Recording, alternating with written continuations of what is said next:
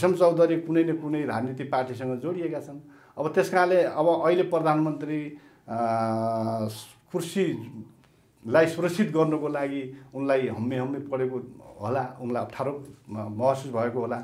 आफ्नो कुर्सी कसरी बलियो बनाउने, त्यो कुर्सीमा बसेको मान्छेलाई कुर्सी को चाहिँ त्यसलाई रक्षा गरेर कुर्सी कसरी बचाइराख्ने, कुर्सीभन्दा बाहिर गएको मान्छेलाई त्यसलाई हटाएर म त्यो कुर्सीमा कसरी चाहिँ जाने भन्ने किसिमको नै खेल यो देशमा चलिरह्यो। तपाईँको प्रतिस्पर्धीहरू भरमको खेती गर्छन् होइन, पैसाको खेती गर्छन्, कसरी कम्पिटिसन गर्नुहुन्छ? अब त्यो त एकदम प्रष्ट देखिएकै छ त।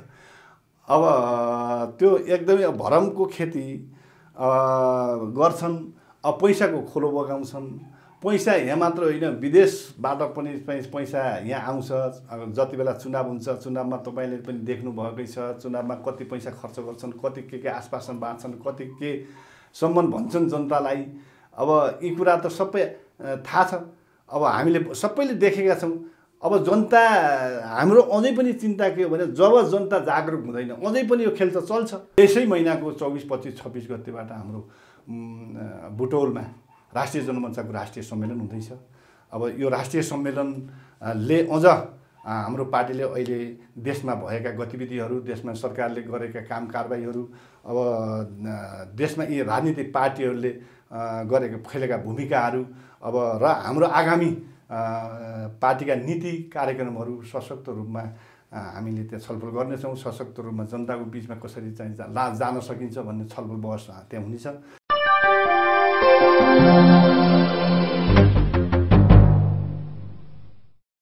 राष्ट्रिय जनमोर्चाका नेता भरत बहादुर शाही सरलाई हाम्रो डाँफे अनलाइन टेलिभिजनमा स्वागत छ।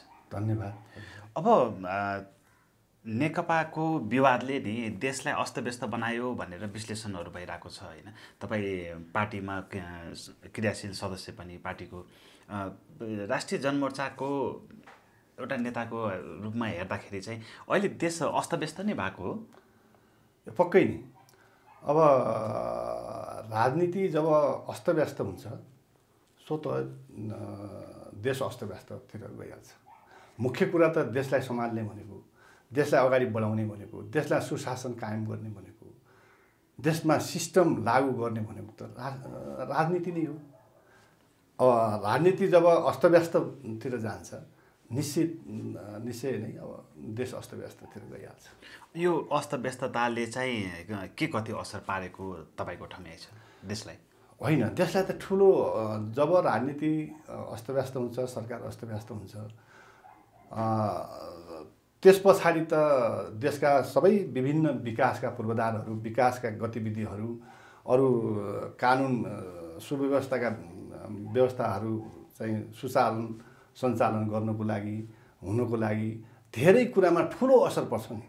जस्तै जब राजनीति अस्तव्यस्त भएपछि अब लगानी, त्यो किसिमको लगानी भित्रिन सक्दैन, त्यो किसिमको उद्योग धन्दा कल कारखानाहरू सुचारू हुन सक्दैनन्। अब देशको विकास लथालिङ्ग हुन्छ। जनताहरू, किसान मजदुरहरूका समस्याहरूप्रति ध्यान आकर्षित हुँदैन, सरकारको ध्यान त्यतातिर जाँदैन, जनतातिर चाहिँ उत्तरदायित्व वहन गर्न सक्दैन सरकारले। मजदुर, किसान, गरिखाने वर्ग, उद्योग कल कारखानातिर जब ध्यान केन्द्रित हुँदैन सरकारको, आफ्नै अस्तव्यस्ततातिर मात्रै रुमल्लिरहन्छ, अनि त्यो निश्चित रूपमा देशलाई त ठुलो असर पार्छ नै। यसले जस्तो सत्ता सञ्चालन गरेको एउटा पार्टी होइन, विभाजन हुँदाखेरि अथवा त्यहाँ विवाद निम्तिँदाखेरि चाहिँ थुप्रो होइन अस्तव्यस्तता आउँछ। तपाईँले सुशासनको कुरा पनि निकाल्नुभयो। सुशासनमा चाहिँ कस्तो देख्नुहुन्छ? होइन, सुशासनको कुरा के हो भने जस्तै अहिले पनि चर्चा चलिरहेको छ। अहिले अब फौजदारी केसमा जेल चलान भएका हेशम चौधरीका कुराहरू पनि आइरहेका छन्। उसलाई निकाल्नुपर्छ, उसलाई जेलमुक्त गर्नुपर्छ, उसलाई रिहा गर्नुपर्छ।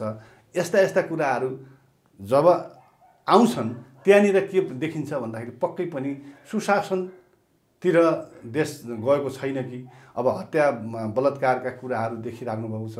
अहिले निर्मला पन्थको बलात्कार हत्या भएको यत्रो भइसक्यो तर चाहिँ दोषी पत्ता लगाउन सकेको छैन।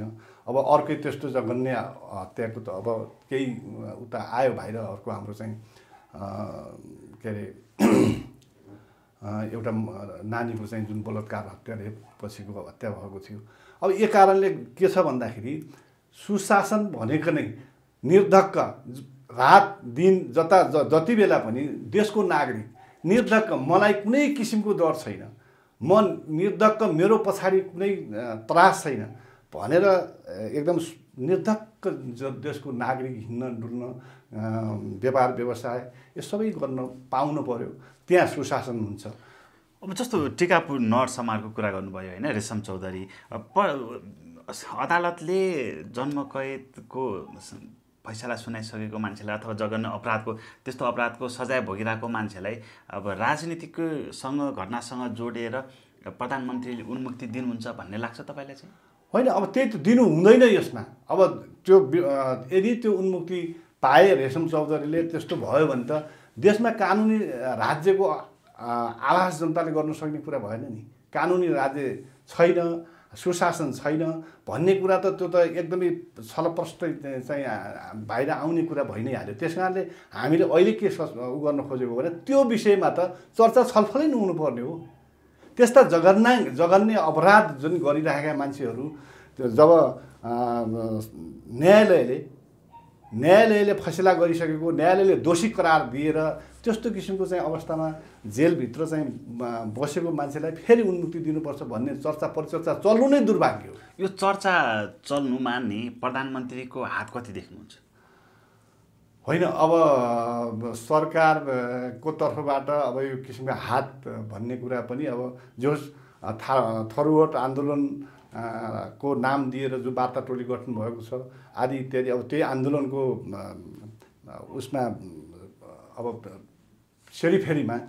पेरिफेरीमा जुन त्यो एउटा घटना घटेको थियो, त्यही नाम दिएर चाहिँ जुन घटना घटेको थियो, त्यस कारणले जुन वार्ता टोली टिम आदि इत्यादि घटना गठन भएको छ, त्यसै के देखिन्छ भने सरकार त्यतातिर चाहिँ उन्मुक्ति दिने वातावरण सिर्जना गर्नतिर लागेको छ भन्ने आवाज त हुन्छ नि त। प्रधानमन्त्रीले यस्ता कुरा सुन्नुपर्ने अवस्था चाहिँ यो पार्टीभित्रको विवादले नै हो भन्ने चाहिँ बुझाइ होइन। यस्ता किसिमका अब पार्टीभित्रको विवाद भन्दा पनि अब पार्टीभित्रको विवाद त छँदैछ। अब प्रधानमन्त्रीलाई पनि अब त्यहाँ रेशम चौधरी कुनै न कुनै राजनीतिक पार्टीसँग जोडिएका छन्। अब त्यस कारणले अब अहिले प्रधानमन्त्री कुर्सीलाई सुरक्षित गर्नको लागि उनलाई हम्मे परेको होला, उनलाई अप्ठ्यारो महसुस भएको होला। त्यस कारणले त्यो पार्टी रेशम चौधरी मार्फत त्यो पार्टीबाट आफ्नो सरकारलाई सहयोग पुर्याउन सहयोग आफूलाई सहयोग पुग्छ कि भन्ने किसिमले पुर्याउनु पर्छ भन्ने किसिमले अथवा त्यो किसिमले लागेको पनि हुनसक्छ। अब प्रधानमन्त्रीले सत्ता जोगाउनको लागि चाहिँ यो मुद्दा सुनिराख्नु भएको छ भन्ने कुरालाई जोडेर हेर्दाखेरि चाहिँ होइन, त्यो माधव नेपाल, झलनाथ समालको झलनाथ खनालज्यूहरूको जो गुट छ त्यो गुटलाई चाहिँ बाँधेर अथवा आफ्नो समूहमा अड्याइराख्न छोडेर चाहिँ विभाजन नै होस्, पार्टीबाटै निष्कासन, निलम्बन, त्यो प्रक्रिया अगाडि बढाउनु भएको छ नि। त्यो घटनासँग यो घटनालाई शर्त जोगाउने कुरा कति मेल खान्छ? होइन, अब त्यो माधव नेपालजीको जुन गुट छ त्यो त अब उहाँहरूलाई पनि फलामको चिउरा नै भइरहेको छ, न छोडी जानु न मरिजानु भन्ने जस्तै उहाँहरूलाई पनि भएको हामीले देखिरहेका छौँ। किनभने उहाँहरूले त पार्टी त छोड्न सक्नुहुन्न पक्कै पनि। अब किनभने उहाँ जब पार्टी छोड्नुभयो अथवा पार्टीलाई अलग गठन गर्ने प्रक्रियामा जानुभयो भने उहाँ अवश्य पनि यो सांसद पदबाट हात धुनुपर्ने स्थिति हुन्छ।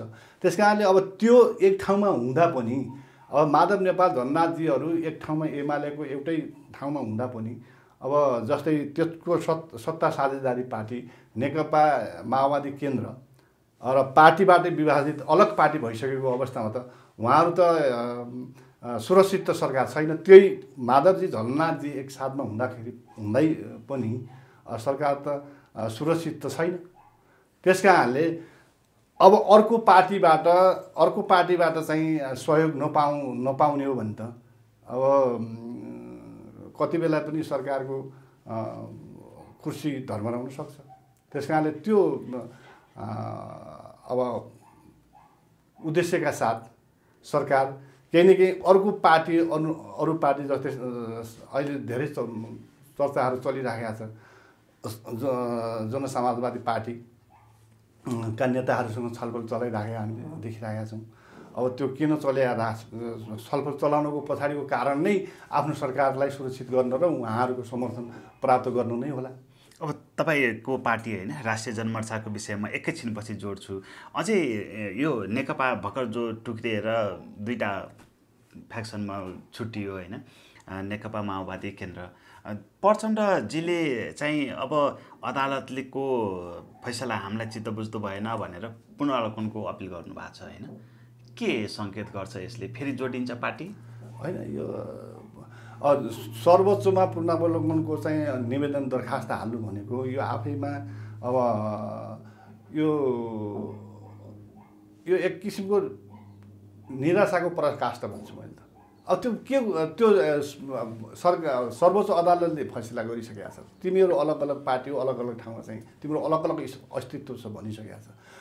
अब एक थरीले प्रधानमन्त्री सम्बन्धित पार्टीले ग्रुपले अब एकदमै अगाडि तीव्र रूपमा अगाडि बढिसकेका छ। हामी अलग पार्टी भइसक्यौँ। अब अलग अलग किसिमले आफ्नो चाहिँ पार्टीको आफ्नो चाहिँ धारणा अनुसार आफ्नो पार्टीको चुनाव चिन्ह, आफ्नो पार्टीको लोगो त्यो लिएर अगाडि चाहिँ गइराखेका छ। आफ्ना सभा भेला बैठकहरू गरिराखेका छ। अब उहाँले पनि अझै पनि त्यही किसिमको चाहिँ आशा गर्नु, अझ सर्वोच्चले एक ठाउँमा ल्याइदिन्छ कि एक ठाउँमा एक पार्टी बनाइदिन्छ कि भनेर त्यो सर्वोच्च पछि उ गर्नु, त्यो एक किसिमले त्यो उचित कुरा त मलाई लाग्दैन। किनभने उहाँहरूलाई सर्वोच्च त्यो पनि तुरुन्तै सर्वोच्च मुद्दा त कयौँ लामो समयसम्म पनि त्यहाँ रहन सक्छ। अब तुरुन्तै पनि अब त्यो केही डिसिजन हुन सक्ला, तर त्यो किसिमले उहाँहरूको निकास आउँछ, उहाँहरूलाई सान्त्वना त्यसले चाहिँ सही गर्छ भन्ने त मलाई लाग्दैन। त्यो एउटा किसिमको निराशाको पराकाष्ठ जस्तो लाग्छ मलाई। अब जस्तो प्रधानमन्त्रीज्यूले चुनाव होइन अर्ली इलेक्सनको कुराहरू गरिराख्नु भएको छ नि, यो चुनावमा हामीलाई जनताले फेरि होइन प्रचण्ड बहुमत भन्नुभएको छ, झन्डै 2/3 भन्दा बढी मत पनि आउन सक्छ भने जो आशा गर्नु भएको छ नि सञ्चार माध्यमहरूमा सार्वजनिक अभिव्यक्तिहरू दिइराख्नु भएको छ। तपाईँलाई लाग्छ प्रधानमन्त्रीको पार्टीले अहिले नेकपा यदि विभाजितै भयो भने पनि त्यति मत त्यो होइन? अब कुनै पनि पार्टी आफ्नो पार्टी कमजोर छ, हामी चुनाव भएको खण्डमा हामी हार्छौँ, हामी थोरै सिट ल्याउँछौँ भनेर त कुनै पार्टी पनि त्यो वकालत गर्दैन, त्यो वकालत गर्नै चाहन्न। जुनसुकै पार्टी हामी नम्बर 1 पार्टी बन्छौँ, हामी देशैभरिबाट जित्छौँ, हामी बहुमत, हामी 2/3, त्यो एउटा धर्म हो पार्टीको। त्यो उनीहरूले आफ्नो धर्म निभाइरहेका होलान्। अब त्यो प्रधानमन्त्रीले जसरी भनिराख्नु भएको छ त्यो पनि आफ्नो उहाँले पार्टीको जुन भन्नुपर्ने राजनीति, यस राजनीतिमा जुन भन्नुपर्ने चाहिँ कुराहरू उहाँले गरिराख्नु भएको होला। तर त्यो पछि त व्यवहारले देखिने हो। व्यवहारले अब जनताले कति उहाँप्रति अब उहाँले गरेको देशलाई बाछा कबुल गरे अनुसार उहाँले चुनाव जितेर आएपछि चुनावको घोषणापत्रमा भनेका कुराहरू कति लागू गर्नुभएको छ, कति काम कार्यान्वयन भएको छन्, कति कसरी त्यो ती मुद्दाहरूलाई ती इस्युहरूलाई अगाडि बढाएर जानुभएको छ, त्यो जनताले त प्रष्टै बुझेको छ, देखेको छ, अपनाएको छ। अब कार्यान्वयन भए नभएका कुरा जनताले बुझिरहेछ। अब यो कुरा त राजनीतिक कुरा हेर्नुहोस्, राजनीति चाहिँ कुरामा यो सबै दलका नेताले भन्छन्, त्यही किसिमले अब प्रधानमन्त्रीले पनि भनिराख्नु भएको छ। यो व्यवहारले पछि देखिन्छ। यस्तो किसिमको अब यो 2/3 करिब 2/3 बहुमत भएको सरकारको प्रधानमन्त्री हो उहाँ। अब यो किसिमको प्रधानमन्त्रीले त्यो 2/3लाई टेकाउन नसकेर 2/3 को नेता उहाँ हो। त्यस कारणले त्यो अवस्थामा एक ठाउँमा बस्नु नसकेर पार्टी छिन्नभिन्न भइरहेको अवस्था छ। अब फेरि भोलि अझ फेरि अलग्गै 2/3 बहुमत ल्याउँछु भनेर जुन भनिरहेको भएको छ, यो अब त्यति साह्रै जनताले पत्याउन सक्ने कुरा भएन। तपाईँलाई पनि प्रधानमन्त्रीको त्यो बोलीप्रति विश्वास छैन होइन? अब विश्वास गर्नुपर्ने अहिले कुनै आधारै छैन। त्यो विश्वास जस्तो आधार चाहिँ के देख्नुहुन्न त? होइन, उहाँले अब जनताको विश्वास त गुम्यो नि धेरै। किनभने अब जनताले त कम्युनिस्ट जनताले, यो देशको जनताले 2/3 को हाराहारीमा किन पुर्याएको भने कम्युनिस्टहरू चरित्रमान हुन्छन्, कम्युनिस्टहरू नैतिकमान हुन्छन्, कम्युनिस्टहरू भनेको राष्ट्रवादी हुन्छन्, कम्युनिस्ट भनेको विकास प्रेमी हुन्छन्, कम्युनिस्ट भनेको गरिखाने वर्गका हिमायती हुन्छन् भन्ने किसिमले यो देशको जनताले अब उनीहरूको एजेन्डामा भन्दा पनि दुई पार्टी मिलेपछि अब यिनीहरू पार्टी चाहिँ अगाडि बढेपछि कम्युनिस्टको व्यवस्था नै जनताको चाहिँ देशको भलो चाहने पार्टी हो भनेर दिएका हुन् भोट। अब जनताले धेरै ठुलो विश्वास गरेका थिए, धेरै ठुलो आश गरेका थिए हैन। जनताले त यो देशको यो गरिबीमा चुब्लुममा डुबेको देश अब केही न केही माथि उठ्छ, केही न केही माथि देश उँभो लाग्छ। यो देशका बेरोजगार युवाहरू जो अरबका विभिन्न मुलुकमा गएर चाहिँ हत्केलामा जीवन राखेर चाहिँ आफ्नो श्रम बेचिरहेका छन्, यी युवाहरू अब देशभित्रै अवश्य पनि देशभित्र रोजगारीको लागि अब पर्याप्त उनीहरूले अवसर पाउँछन् भन्ने आशयबाट भोट गरेका हुन्। त्यत्रो ठुलो पार्टी बनाएका हुन्, सरकार बनाएका हुन्।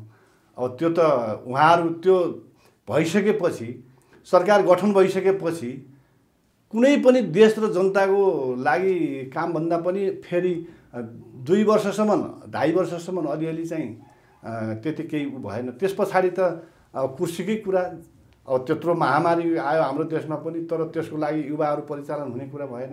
अब यत्रा चाहिँ कोरोना भाइरस विश्वव्यापी रूपमा यत्रो चाहिँ ठुलो रोग हाम्रो देशमा पनि त्यसले अछुतो भएन, हाम्रो देशको पनि जनताले भोग्यो। त्यति बेला यत्रो ठुलो पार्टीका नेता युवाहरू त्यहाँ परिचालित हुन सकेनन्। अब त्यो विकासका यत्रो चाहिँ योजना परियोजना सञ्चालन हुन सकेनन्। अब त्यस कारणले अब जनताले के हो भने विश्वास, यत्रो ठुलो पार्टी बनाएर पनि यो भएन। हाम्रो आशा निराशामा परिणत भयो। अब भोट हालेर यिनीहरूलाई भोट हालेर पनि कम्युनिस्टलाई भोट हालेर के प्राप्त हुने हो त, अब त देख्यौँ त भन्दिएर झन् उल्टो नकारात्मक तिर पो जनताको मन मस्तिष्क मोडिने हो कि भन्ने डर पो छ त्यहाँ। अब जस्तो सरकारको होइन अहिले निरन्तरता, प्रधानमन्त्रीको निरन्तरताकै सङ्केत देखिरहेको छ होइन। प्रतिपक्षहरू एकदमै कमजोर देखिए, त्यो चलखेलमै बढी रनबुल्ल भएका। जस्तो डबलीहरू कार्यक्रम सञ्चालनमा पनि प्रधानमन्त्रीसम्मको गुटको एकदमै नकारात्मक प्रतिक्रियाहरू आए होइन। प्रोजेक्टहरू सञ्चालन गर्ने मान्छेहरूले डबली चलाए, बाटोबाटै सत्ता परिवर्तनको खेल खेल्दैछन् भन्ने कुराहरू जो आरोपहरू लागे नि, यो प्रधानमन्त्री एउटा होइन देश चलाइरहेको प्रधानमन्त्रीले त्यसरी अभिव्यक्ति दिँदाखेरि चाहिँ कस्तो असर पर्छ राजनीतिमा? पक्कै नै अब असर पर्छ नै। अब खासमा यो त्यही त मैले अघि नै पनि भने, अब यो देशमा खास यो जनताप्रति र देशप्रति उत्तरदायी भएर त्यतातिर बढेको अवस्था देखिएन कि। यहाँ यो देशमा विडम्बना के भयो भने खासमा अब यो देशलाई छातीमा राखेर, मुटुमा राखेर, नेपालको नक्सा मुटुमा राखेर, नेपाल हुम्ला जुम्ला मुगु दूर दराजका जनता त्यो खुट्टामा चप्पल नपाएका, बिहान खाउँ भने खायो भने बेलुका के खाउँ भनेर चाहिँ बेलुकाको घाँस पर्खिरहेका जुन नेपालीहरू छन् उनीहरूको प्रति ध्यान गएन कि। अब चाहे सत्तामा भएका पार्टी हुन् चाहे प्रतिपक्षमा भएका पार्टी हुन्, यिनीहरूको कसैको त्यसप्रति उत्तरदायित्व देखिएन। उनीहरू केमा रुमल्लिएको देखियो भने, केमा वाद विवाद गरेको देखियो भने, समय सबभन्दा ज्यादा कहाँ खर्च गरिएको देखियो भने आफ्नो कुर्सी कसरी बलियो बनाउने, त्यो कुर्सीमा बसेको मान्छेलाई कुर्सी को चाहिँ त्यसलाई रक्षा गरेर कुर्सी कसरी बचाइराख्ने, कुर्सीभन्दा बाहिर गएको मान्छेलाई त्यसलाई हटाएर म त्यो कुर्सीमा कसरी चाहिँ जाने भन्ने किसिमको नै खेल यो देशमा चलिरह्यो।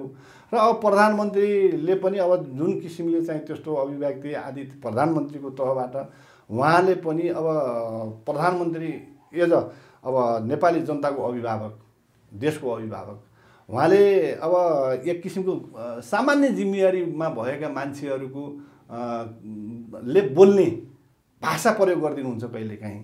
अब त्यसमा एकदमै सिरियस नभएर सिरियसपना उहाँको देखिन्न, अलिकति हल्कापनले कुरा गरेको देखिन्छ। त्यस कारणले अब के हो भने उहाँको पनि अब यो जनता उहाँका होलान्, आफ्नो पार्टीभित्र मतभेद होलान्, विभेद होलान्। अब आफ्नो पार्टीभित्र मतभेद, अब आफ्नो पार्टीभित्र असहमति, अब आफ्नो एउटा घरमा सानो घरमा दुई चारजना परिवारको बिचमा त घरमै मिल्दैन। घरमा एउटाको एउटा विचार हुन्छ, अर्काको छोराको एउटा विचार हुन्छ, अर्कोको चाहिँ परिवारको एउटा विचार हुन्छ भने यो त सिङ्गो देशभरिबाट आएका मान्छेहरू त्यो त उहाँले चाहिँ उ गर्न सक्नुपर्ने हो।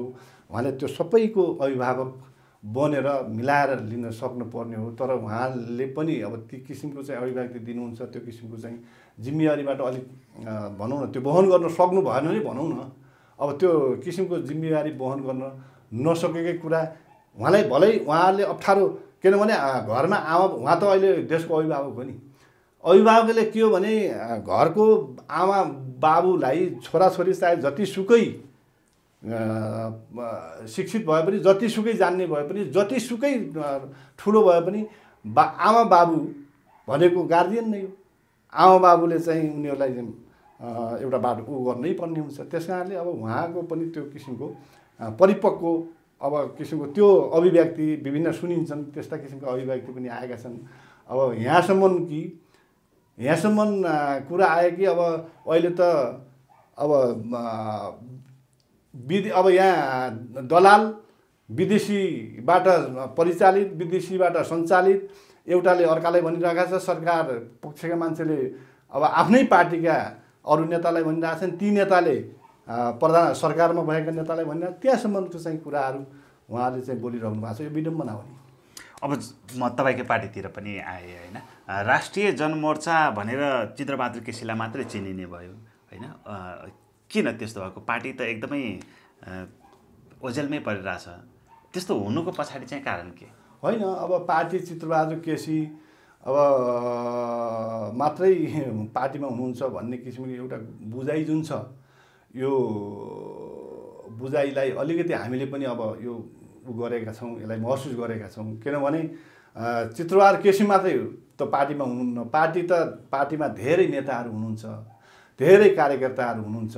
अब भलै ग्रास लेभलमा तपाईँको अब प्रतिनिधि सभामा भएका सिट सङ्ख्याको आधारमा भन्नुहुन्छ भने त अब त्यहाँ हाम्रो एउटा मात्रै सिट छ भलै, तैपनि हाम्रो सङ्गठनको दायरा हरेक जिल्लामा हाम्रो सङ्गठनहरू छ। हाम्रो अब धेरै जिल्लामा हाम्रो चाहिँ सङ्गठनहरू चाहिँ नभएको होइन, छ। तर अब मिडियाबाट हेर्ने कुरामा, मिडियामा आउने कुरामा, मिडियामा बोल्ने कुरामा अब हाम्रो पार्टीका नेताहरू त्यति यो मिडियामा जानु ठुलो कुरा होइन, अथवा मिडियामा प्रचारबाजी गरेर होइन कि व्यवहार हामीले खास गरेर जनताप्रति उत्तरदायी मिडियामा एकछिन गएर बोलेर चाहिँ गफले होइन कि काम व्यवहारले गर्नुपर्छ। अब व्यवहारले पुष्टि गराउनुपर्छ। त्यो मिडियामा गएर बोलेर चाहिँ हुने हालत केही पनि हुँदैन। त्यस कारणले जनताको बिचमा गएर जनतालाई जागरुक बनाउने र जनताको बिचमा जनतालाई जनचेतना उठाउने काम नै प्रधान काम हो। त्यस कारणले हाम्रो नेताहरू चित्रबहादुर केसी मात्रै हुनुहुन्न, हाम्रो पार्टीमा त थुप्रै नेताहरू हुनुहुन्छ। जस्तो चित्रबहादुर केसी भन्ने बित्तिकै होइन एउटा इमान्दार नेताको रूपमा आफूलाई प्रतिबिम्बित गर्नुभएको छ होइन, त्यो कुराहरू चाहिँ चित्रबहादुर केसीले लिड गरेको पार्टी यदि सत्तामा हुन्थ्यो भने देशले कायापलट हुन्थ्यो भनेर विश्लेषणहरू सबै कुराकानीहरूमा सबै कुरामा हुन्छ। तर चुनावमा चाहिँ किन हार्छ, त्यो विश्लेषण गर्नुभएको छ कि भएको छैन? होइन, अब चित्रबहादुर केसीको जीवनशैली जुन छ, उहाँको एउटा आदर्श जुन छ, उहाँको भनौँ न निष्ठा जुन छ, उहाँको नैतिकता जुन छ, त्यसको उचाइमा त्यो जुन उचाइ छ, त्यो उचाइमा त अब हाम्रै पार्टीका साथीहरू, हाम्रै पार्टीमा पनि सायद त्यो किसिमको उचाइ त अब हामीले भन्न सक्दैनौँ। तर त्यही भएर उहाँको आफ्नो अलग्गै पहिचान जुन छ, उहाँको सादा जीवनशैली, उहाँको चाहिँ अब एक किसिमको नैतिक हरेक कुरामा उहाँले नैतिकता सम्झिनुहुन्छ। हरेक चाहे बोल्दाखेरि हो, चाहे कसैलाई कुरा गर्दाखेरि हो, चाहे काहीँ हिँड्दाखेरि हो, चाहे अब त्यो कुरा उहाँले प्रत्येक कदम पाइलामा उहाँले आफ्नो नैतिकता को ख्याल गरेर चाहिँ उहाँले अगाडि बढिराख्नु भएको हुन्छ। त्यस कारणले अब यो अवस्थामा विपक्षी पार्टी अथवा देशभरिको संसदमा पनि उहाँले धेरै लामो समयसम्म संसदमा रहेको हुनाले संसदमा पनि उहाँले त्यो हामीलाई पार्टी कमजोर छ र हाम्रो यो भनेपछि जनता हामीसँग आकर्षित हुन्छन् र यो मुद्दामा यो चाहिँ इस्यु मैले भनेपछि जनता हामीसँग जोडिन्छन् भन्ने किसिमले उहाँ कहिल्यै पनि न संसदमा बोल्नुभयो, न हाम्रो पार्टीमा चाहिँ क्लास पर्सिसन भयो, न हाम्रो पार्टीमा छलफल हुने कुरा भयो। त्यो कहिल्यै पनि उहाँ त्यतातिर जानु भएन। मात्रै उहाँ के हो भने सत्य के हो, नैतिकता के हो, साँचो कुरा के हो, छल कपटको राजनीति गर्नु हुँदैन।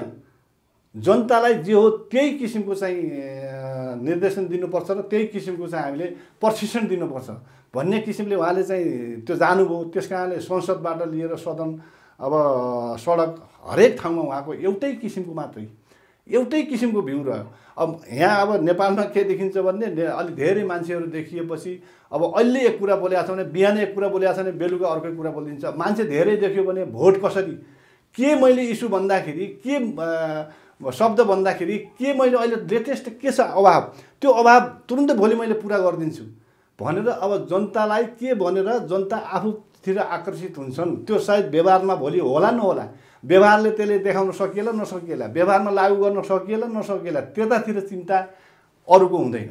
अब केसीको के हुन्छ भन्दाखेरि केसीजीको होइन, हामीले व्यवहारमा लागू गर्न सक्ने कुरा मात्रै जनतासँग जनता बिचमा समर्पण के अरे सम्प्रेषण गर्नुपर्छ।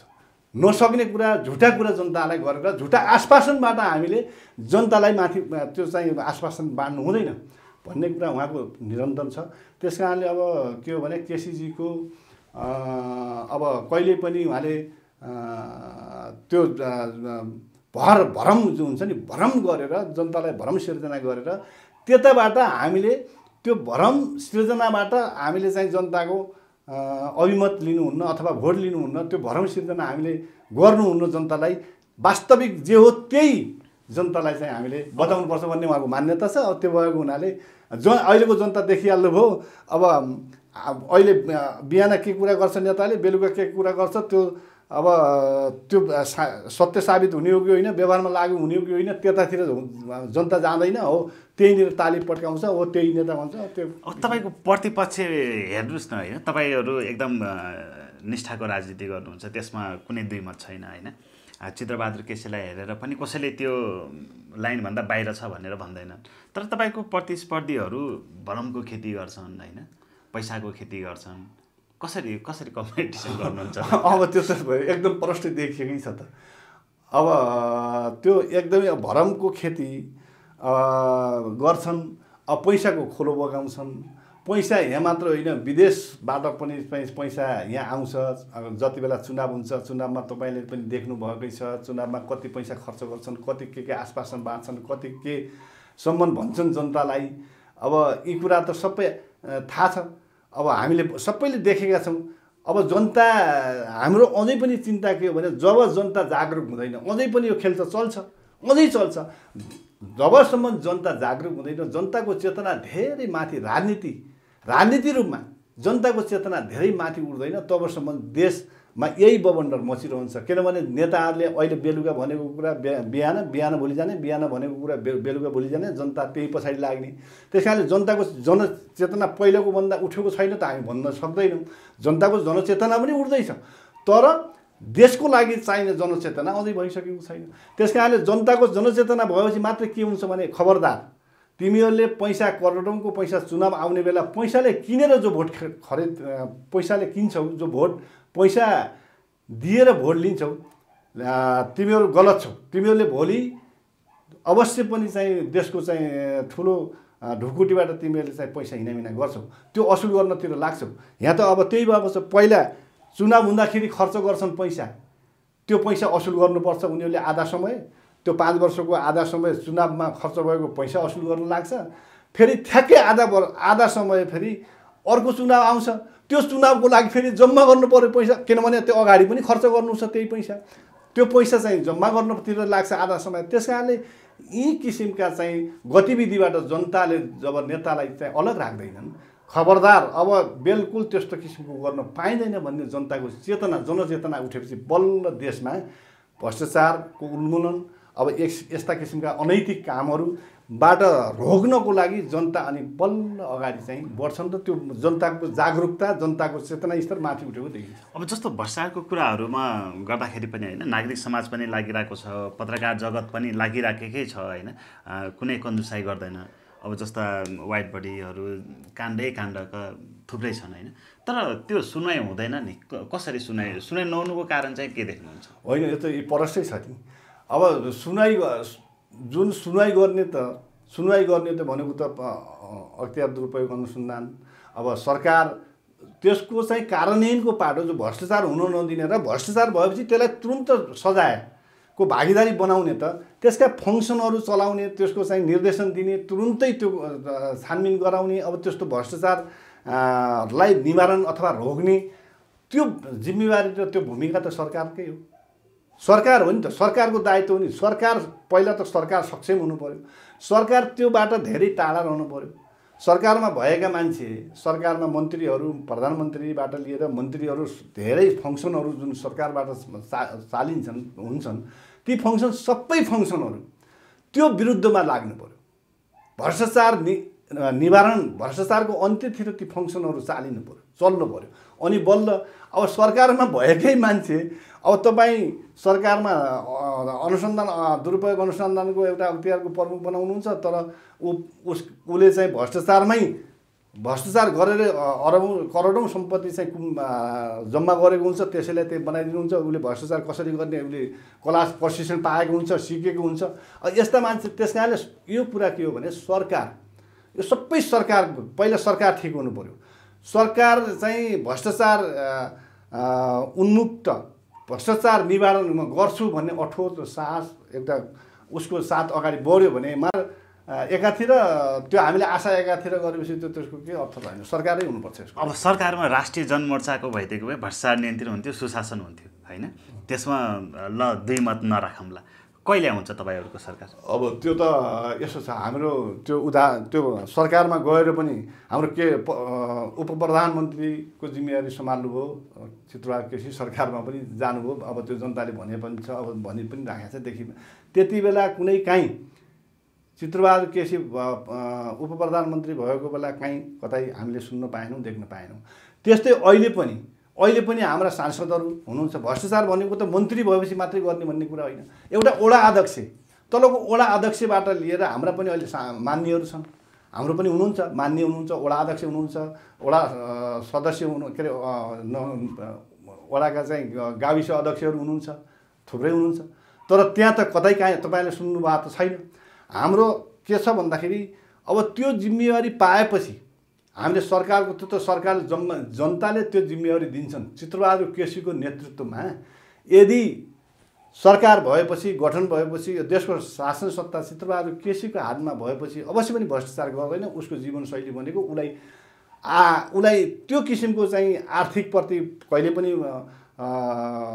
लोभ उसले गरेन। अब त्यस कारणले उसको नैतिकमान नेताको रूपमा मानेर त्यो जिम्मेवारी दिएपछि त हेरौँ न, जनताले एकछिन अचमाएर हेरौँ। उनले प्रयोग गरेर, जनताले प्रयोग गरेर हेरेपछि हामीले त्यो व्यवहारमा उतार्न सक्ने नसक्ने हामीलाई जिम्मा दिएपछि त्यो आह्वान गरेर तपाईँहरू जानु हुँदैन जनतासम्म?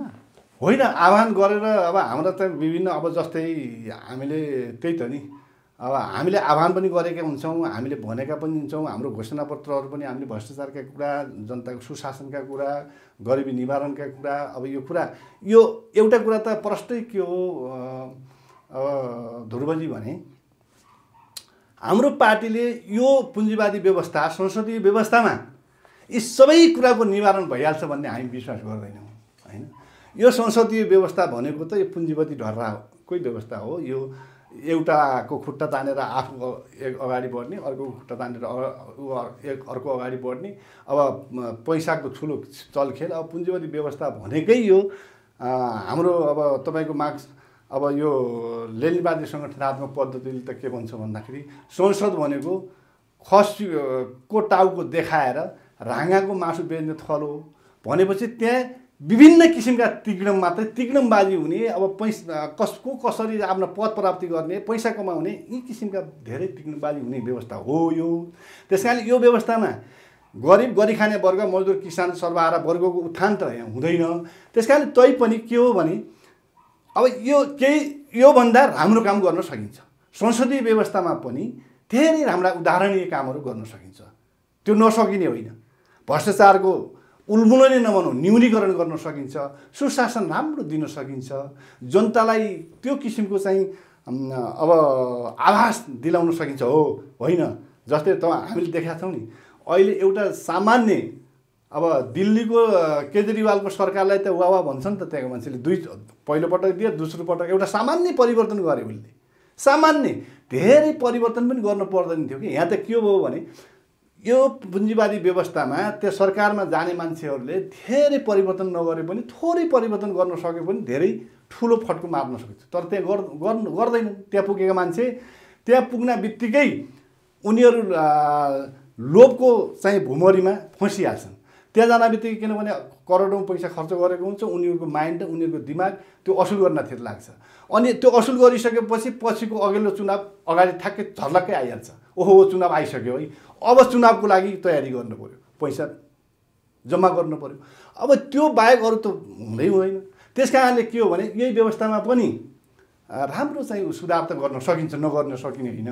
तर अब हामीलाई यदि चित्रबहादुर केसी लाई विश्वास गरेर त्यो जिम्मेवारी दिनुहुन्छ, जनताले दिन्छ भने त हामी त कयौँ जस्तै प्युठान बागलुङ अब अरू पनि जस्तै यहाँ तपाईँको देख्नुभयो भ्रष्टाचार भनेको त प्रधानमन्त्री मन्त्री नै हुनु पर्दैन, सांसदले पनि भ्रष्टाचार त रातो पासपोर्ट बेचेर त भ्रष्टाचार त गऱ्यो त होइन।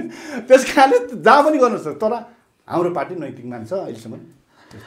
अर्को बसाइमा म राष्ट्रिय जनमोर्चाको नीति कार्यक्रमहरू होइन घोषणापत्रहरूको विशेष चर्चा गर्छु।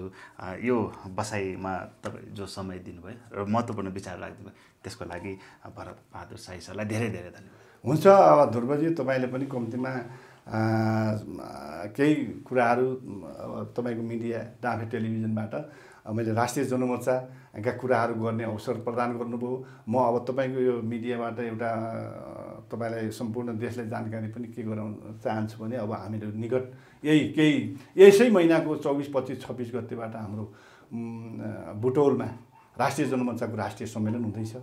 अब यो राष्ट्रिय सम्मेलनले अझ हाम्रो पार्टीले अहिले देशमा भएका गतिविधिहरू, देशमा सरकारले गरेका काम कारबाहीहरू, अब देशमा यी राजनीतिक पार्टीहरूले गरेका खेलेका भूमिकाहरू, अब र हाम्रो आगामी पार्टीका नीति कार्यक्रमहरू सशक्त रूपमा हामीले त्यहाँ छलफल गर्नेछौँ। सशक्त रूपमा जनताको बिचमा कसरी चाहिँ जान सकिन्छ भन्ने छलफल बहस त्यहाँ हुनेछ। त्यस कारणले अब हाम्रो यो राष्ट्रिय सम्मेलन को सङ्घारमा भएको हुनाले मैले सम्पूर्ण देशवासी दाजुभाइ तथा दिदीबहिनीहरूलाई हाम्रो राष्ट्रिय जनमोर्चाको सम्मेलन सफल पार्नको लागि र आर्थिक नैतिक भौतिक सबै तहको सहयोग पुर्याइदिनु हुन यही मिडियाबाट म हार्दिक अनुरोध पनि गर्न चाहन्छु। धन्यवाद।